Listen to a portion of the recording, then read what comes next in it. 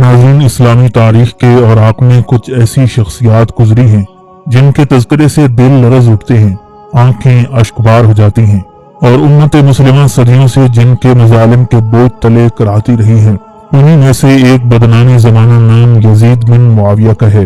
یہ وہ شخص ہے جس کی خلافت کے سیاہ دور میں تاریخ انسانیت کا ایک اندوہناک باب رقم ہوا۔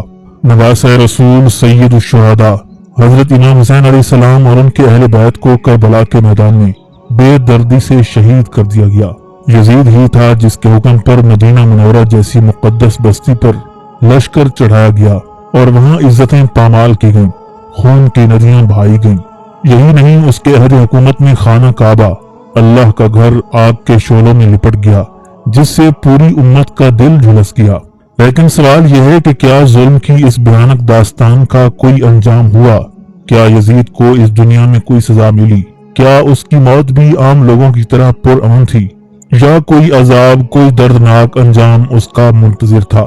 آج کی ویڈیو میں ہم آپ کو قرآن و احادیث اور معتبر تاریخی مصادر کی روشنی میں یزید کی زندگی کے آخری لمحات، اس کی بیماری، موت اور اس کے بعد کے حالات پر مفصل حقائق بیان کریں گے۔ ناظرین، یزید کی شخصیت تاریخ اسلام کی وہ سیاہ علامت ہے جس کا ذکر آتے ہی دل غم میں ڈوب جاتے ہیں اور مظلومین کربلا کی صدائیں ذہن میں گونجنے لگتی ہیں۔ یزید کی پیدائش 25 ہجری میں ہوئی۔ اس کا پورا نام یزید بن معاویہ بن ابو سفیان تھا۔ اس کا تعلق بنی امیہ قبیلے سے تھا جو قریش کے با اثر اور سیاسی طور پر طاقتور قبائل میں شمار ہوتا تھا۔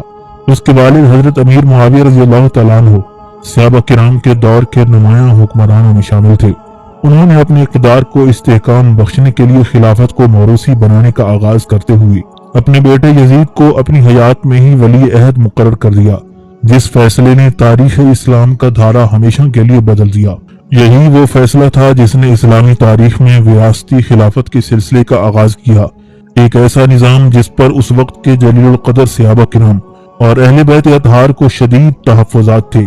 خلافت راشدہ کے بعد یہ ایک انتہائی نازک اور ناپسندیدہ تبدیلی تھی جس نے اسلامی خلافت کی روح کو سیاسی بادشاہت میں تبدیل کر دیا۔ یزید کی ابتدائی تربیت ایک فوجی ماحول میں ہوئی تھی۔ وہ رومیوں کے خلاف کئی جنگوں میں شریک رہا اور بعض روایات کے مطابق قسطنطنیہ کی جنگ میں بھی شامل ہوا۔ بظاہر وہ ایک فوجی سپاہی نظر آتا تھا، لیکن اس کی شخصیت کے اندر کئی متنازع اور قابل اعتراض پہلو پنہاں تھے۔ یزید کو شاعری، شکار اور شراب نوشی کا بے حد شوق تھا۔ اس کی مجالس میں عیاشی، موسیقی، شراب اور دنیا پرستی کی فضا عام تھی۔ یہی وجہ ہے کہ کئی نامور علماء اور مورخین نے یزید کی دینداری کو مشکوک بلکہ ناقابل قبول قرار دیا ہے۔ جب حضرت امیر معاویہ رضی اللہ تعالیٰ عنہ کا وصال ہوا تو یزید کو سن 60 ہجری میں خلافت سونپی گئی۔ اس وقت وہ تقریباً 35 سال کا جوان تھا۔ اس کے خلیفہ بنتے ہی ایک زبردست فتنہ اور ہنگامہ برپا ہو گیا، کیونکہ اب خلافت مشورے، تقوی اور اہلیت کی بجائے خاندانی وراثت بن چکی تھی، جو خلافت راشدہ کے اصولوں سے سراسر متصادم تھا۔ اسی بنا پر نواسۂ رسول حضرت امام حسین علیہ السلام، مکہ کے حاکم حضرت عبداللہ بن زبیر اور کئی دیگر تابعین اور صالحین نے یزید کی بیعت سے انکار کیا اور کھلم کھلا اس کے خلاف آواز بلند کی۔ یہ وہ دور تھا جب اسلام کی اصلی شکل کو مسخ کرنے کی کوششیں ہو رہی تھیں اور ظلم و جبر کا آغاز ہو چکا تھا۔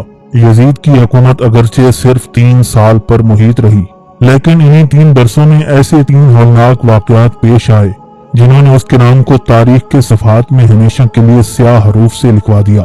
سن 61 ہجری میں نواسۂ رسول حضرت امام حسین علیہ السلام اور ان کے خانوادے کو کربلا کے میدان میں ظلم و ستم کا نشانہ بنایا گیا۔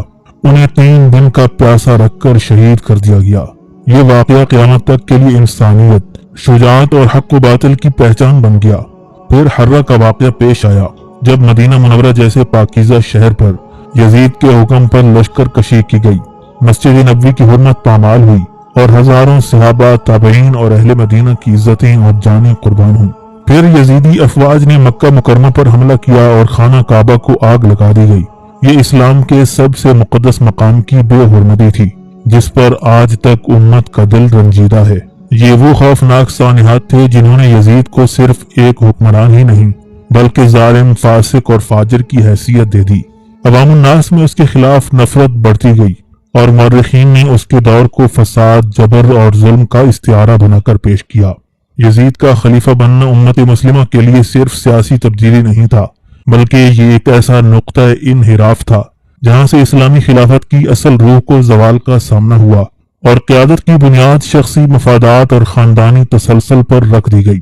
یزید کا خلیفہ بننا صرف ایک سیاسی فیصلہ نہیں تھا، بلکہ اسلامی امت کے دل پر وہ تازہ زخم تھا جو آج تک صدیاں گزر جانے کے باوجود بھی ہر محرم میں ہرا ہو جاتا ہے۔ جیسے ہی یزید نے خلافت کا منصب سنبھالا اور لوگوں سے بات لینا شروع کی تو امت کے جلیل القدر صحابہ کرام، تابعین اور اہل بیت کے معزز افراد نے اس کی بات سے کھلے عام انکار کر دیا۔ سب سے پہلا، سب سے جرأت مندانہ اور سب سے فیصلہ کن انکار سید الشہداء امام حسین علیہ السلام کی طرف سے آیا۔ آپ نے فرمایا، یزید جیسا فاسق و فاجر شخص خلافت کا اہل نہیں اور میں ہرگز اس کی بیعت نہیں کروں گا۔ یہی انکار وہ شعلہ ثابت ہوا جس نے کربلا کے میدان کو خون سے لال کر دیا، جہاں نواس رسول کو ان کی اہل بیت اور جانثار اصحاب سمیت پیاسا شہید کر دیا گیا۔ یزید کی حکومت ایک ایسی ظالمانہ سلطنت تھی جو اقتدار کی ہوس میں نواس رسول کا سر تن سے جدا کرنے پر بھی آمادہ ہو گئی۔ اس ظلم پر نہ صرف مکہ و مدینہ بلکہ پورے عالم اسلام میں غم و غصے کی لہر دوڑ گئی۔ مدینہ منورہ میں صحابہ کرام اور تابعین پر مشتمل ایک گروہ یزید کے خلاف علم جہاد بلند کر چکا تھا۔ ان اہل حق نے یزید کی بیعت سے انکار کیا اور اسے خلافت کا غاصب قرار دیا۔ یزید نے اس احتجاج کو طاقت کے زور سے کچلنے کے لیے مدینہ منورہ پر حملے کا حکم جاری کیا۔ یہی حملہ تاریخ میں واقع حرہ کے نام سے جانا جاتا ہے۔ اس میں یزیدی فوج نے مسجد نبوی کی بے حرمتی کی، گھوڑے مسجد میں باندھے گئے، سینکڑوں صحابہ کرام کے بیٹے اور اہل مدینہ شہید کیے گئے، عصمتیں پامال ہوئیں اور حرمت مدینہ پامال ہوئی۔ اس ظلم پر بھی جب حضرت عبداللہ بن زبیر رضی اللہ تعالیٰ عنہ نے مکہ مکرمہ سے یزید کے خلاف علم میں بغاوت بلند کیا تو یزید نے مکہ پر چڑھائی کا حکم دے دیا۔ اس حملے کے دوران خانہ کعبہ پر منجنیقوں سے پتھر برسائے گئے، کعبہ شریف کے پردے کو آگ لگ گئی، کئی حجاج کرام شہید ہوئے۔ یہ واقعات صرف حکومتی یا سیاسی اقدامات نہیں تھے، بلکہ یہ اسلام کے جگر پر کاری ضربیں تھیں۔ انہی مظالم کی بنیاد پر پوری اسلامی دنیا میں یزید کے خلاف شدید نفرت پھیل گئی۔ لوگ اسے فاسق، فاجر، جابر اور ظالم حکمران کہنے لگے۔ اسلامی تاریخ کے عظیم محدثین، فقہاء اور علماء نے یزید کی مذمت میں واضح موقف اختیار کیا۔ حضرت امام احمد بن حنبل رحمۃ اللہ علیہ نے فرمایا، اگرچہ ہم یزید پر لعنت نہ بھی کریں مگر اسے نیک اور صالح نہیں کہہ سکتی۔ امام غزالی رحمۃ اللہ علیہ فرماتے ہیں، یزید کی خلافت بدعت تھی اور اس کے افعال اسلام کے چہرے پر بدنما داغ تھے۔ علامہ ابن جوزی اور علامہ ذہبی جیسے مورخین اور محدثین نے یزید کو اسلامی نظام خلافت کی تباہی کا سنگ بنیاد قرار دیا۔ یزید کی حکومت وہ اندھیر نگری تھی جہاں طاقت نے شریعت کو روند ڈالا اور سیاست نے دین کو پامال کر دیا۔ اس کی 3 سالہ خلافت نے اسلام کو جو زخم دیے وہ کبھی منجمل نہیں ہو سکتے۔ عظیم محدثین، مفسرین اور مورخین نے یزید کو نہ صرف فاسق، فاجر اور گمراہ قرار دیا بلکہ اس کے اعمال کو اسلام کے چہرے پر ایسا دھبا کہا جسے تاریخ کبھی معاف نہیں کر سکتی۔ یہاں تک کہ خود اہل شام جو یزید کی قوم کے لوگ اور اس کے حامی سمجھے جاتے تھے، وہ بھی آخرکار اس کے خلاف بولنے پر مجبور ہو گئے۔ یزید اب محض ایک بادشاہ نہ رہا بلکہ وہ ایسا بدنما استعارہ بن چکا تھا جس کا نام سنتے ہی امت محمدیہ کے دل زخم زخم ہو جاتے ہیں۔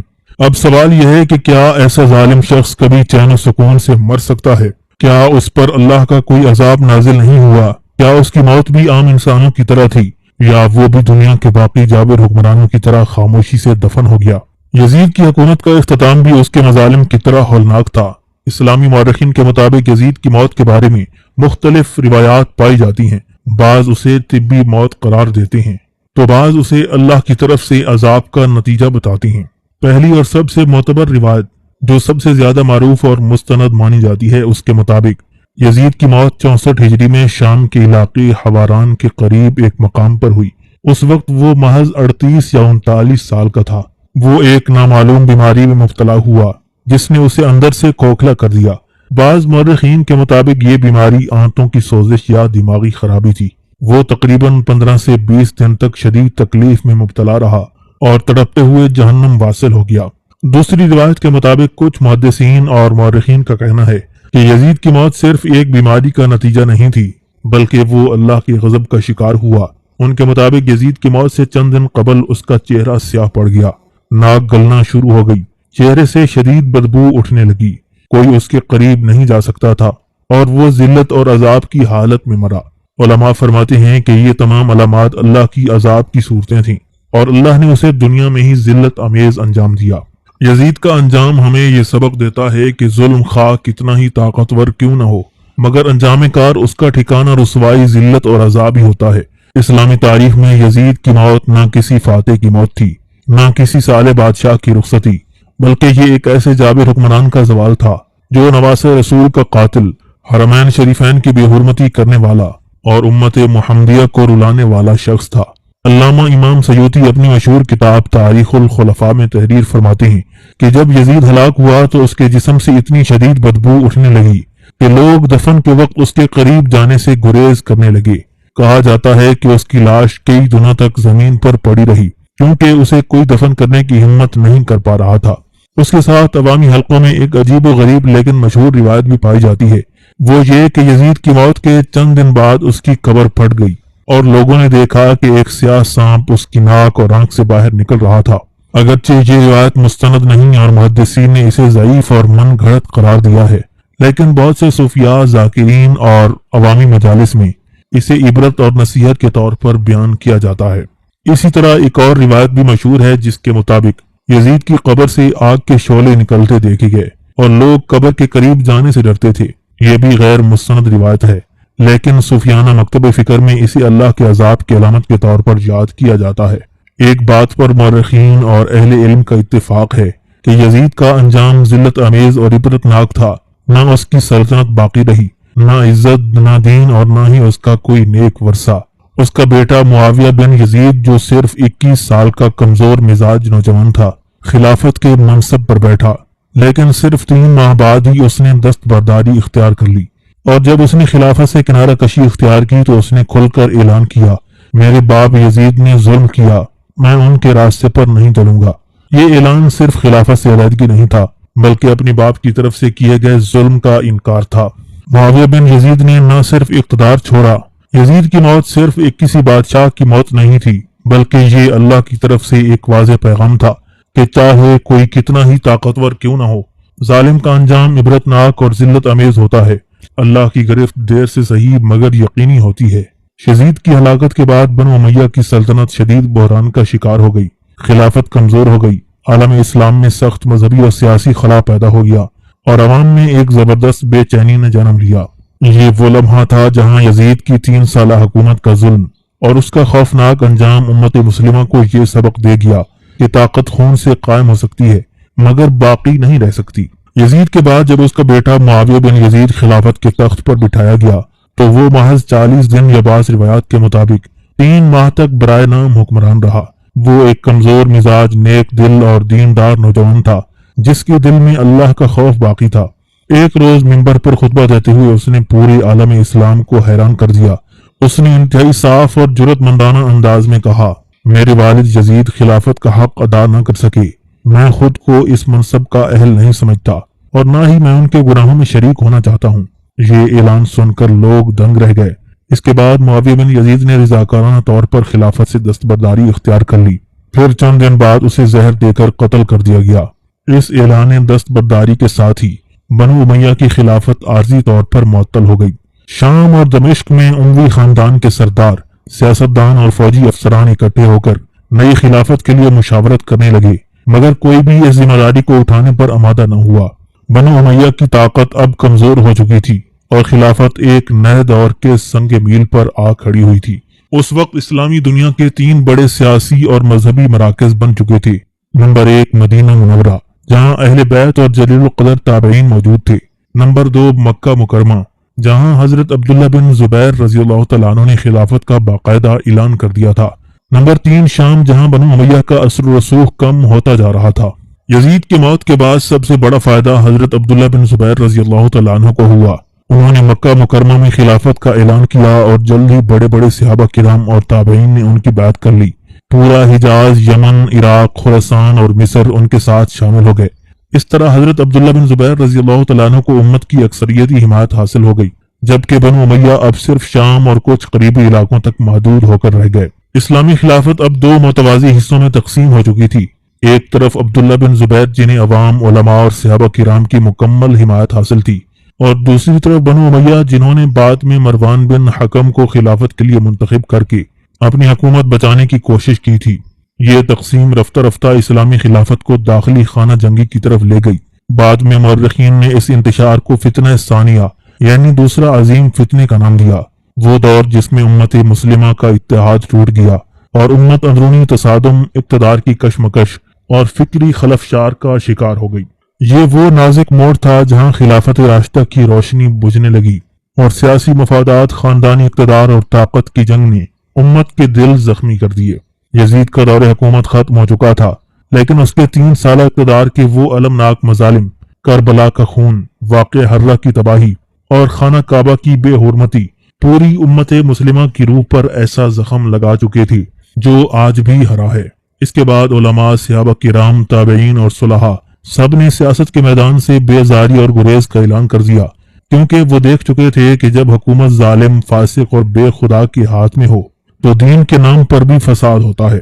یزید مر گیا، مگر اس کا نام آج بھی ظلم، فتنہ، جبر اور بے حیائی کی علامت کے طور پر زندہ ہے۔ اس نے محض 3 سال کی خلافت میں وہ سب کچھ کیا جو صدیوں بعد بھی امت کو تڑپاتا ہے۔ نواسۂ رسول حضرت امام حسین علیہ السلام کو پیاسا شہید کروایا، مدینہ منورہ جیسی مقدس سرزمین پر حملہ کروایا، خانہ کعبہ کو آگ میں جھلسایا۔ یہ سب اس کے دور میں ہوا جس کے پاس اقتدار تو تھا مگر ہدایت کا نور نہیں تھا۔ یزید کے انجام سے ہمیں ایک عظیم سبق حاصل ہوتا ہے کہ اگر کسی انسان کے دل میں اللہ کا خوف نہ ہو تو وہ خواہ کتنا ہی بااختیار کیوں نہ ہو، ایک دن ذلت اور رسوائی میں فنا ہو جاتا ہے۔ یزید کے پاس خلافت کا تاج تھا، دولت کے خزانے تھے، لشکروں کی طاقت تھی، دنیاوی اقتدار اس کے قدموں میں تھا، لیکن اللہ کی عدالت میں کربلا کا پاکیزہ لہو، مدینہ کے شہیدوں کی آہیں اور مکہ کے جلے ہوئے حرم کی فریادیں اس کے خلاف ایسی بد دعائیں بن گئیں جو اس کے نام کو ہمیشہ کے لیے لعنت بنا گئیں۔ اے مسلمانوں، اس داستان کو صرف ایک کہانی یا واقعہ مت سمجھو، یہ آئینہ ہے جو ہمیں ہمارا مستقبل دکھاتا ہے۔ کربلا ہمیں سکھاتا ہے کہ حق کے لیے ڈٹ جانا حسینیت ہے، ظالم کے سامنے کلمہ حق کہنا ایمان کی علامت ہے، خاموشی، بزدلی اور منافقت یہ یزیدی صفات ہیں۔ زندگی کا مقصد صرف دنیاوی عیش و عشرت، شہرت و طاقت اور اقتدار و حکومت نہیں ہونا چاہیے، بلکہ اصل مقصد اللہ کی رضا، دین اسلام کی سربلندی، ظلم کے خلاف بے خوف کھڑے ہونا۔ یہی حسینی فکر ہے، یہی ہے اسلام کا اصل چہرہ۔ یزید دنیا سے گزر چکا ہے، لیکن سوال آج بھی زندہ ہے، آج ہم کس کے راستے پر ہیں، حسین ابن علی کے یا یزید لعین کے؟ یہ فیصلہ ہمیں خود کرنا ہے، ابھی اسی لمحے۔ ناظرین، اسی امید کے ساتھ اجازت دیجیے کہ آپ کو ہماری ویڈیو پسند آئی ہوگی۔ ملتے ہیں بہت جلد ایک نئی تاریخی، تحقیقی اور معلوماتی ویڈیو کے ساتھ۔ اللہ رب العزت آپ کا حامی و ناصر ہو۔